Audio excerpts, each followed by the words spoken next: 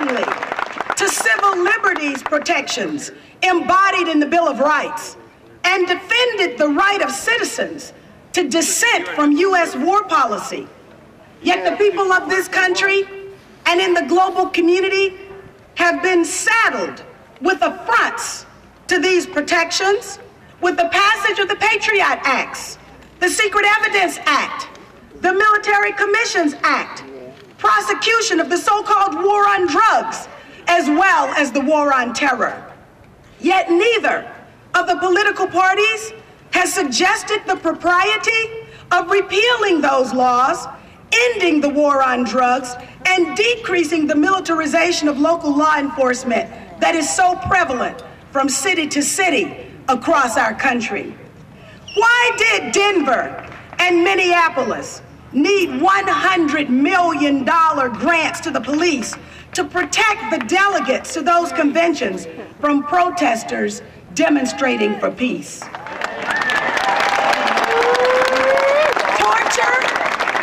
war crimes, crimes against humanity, lying to and spying on the American people, and crimes against the peace are all hallmarks of our country today. And yet impeachment has been taken off the table.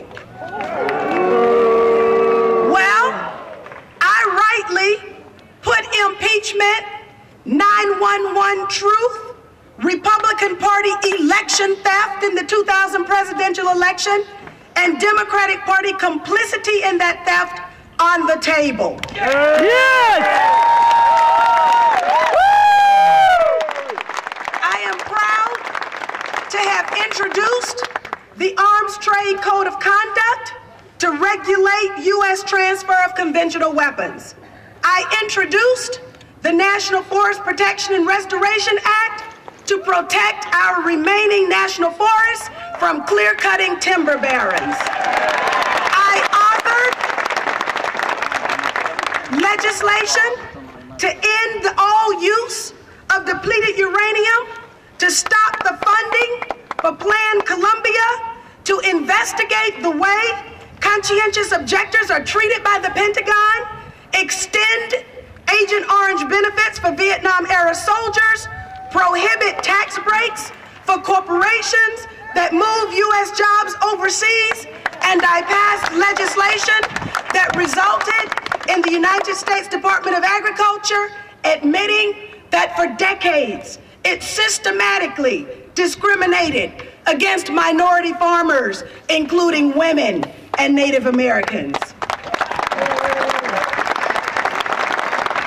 My very first campaign theme was warriors don't wear medals, they wear scars.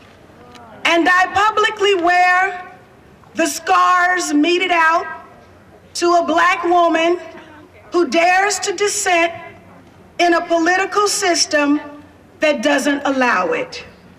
Fighting Bob was celebrated and ridiculed. The press lied on him, and his patriotism was questioned. He even changed political parties, but he remained true to his values and understood that the only reason we engage in the political process is to have our values reflected in public policy. It is right that his values are annually commemorated, and I thank you for including me in today's celebration of both a great man and a great idea, America. Fighting Bob showed us that when our country has been hijacked, it is possible for the people to take it back.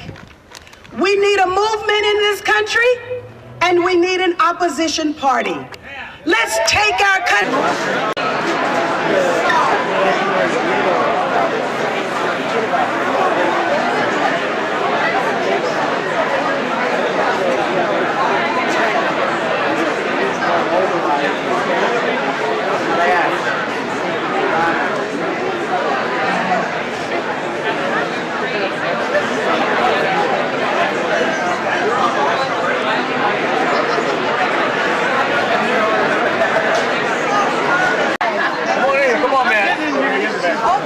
journalist one here. No.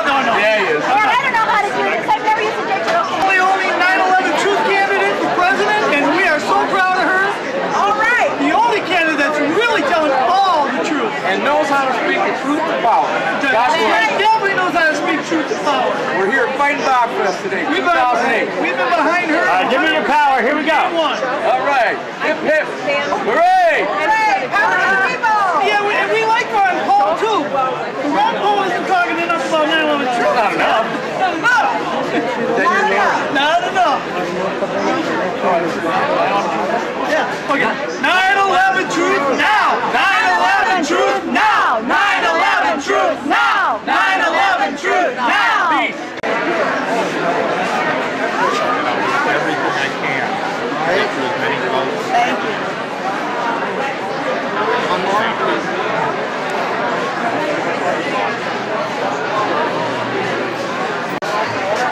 Okay. Take care.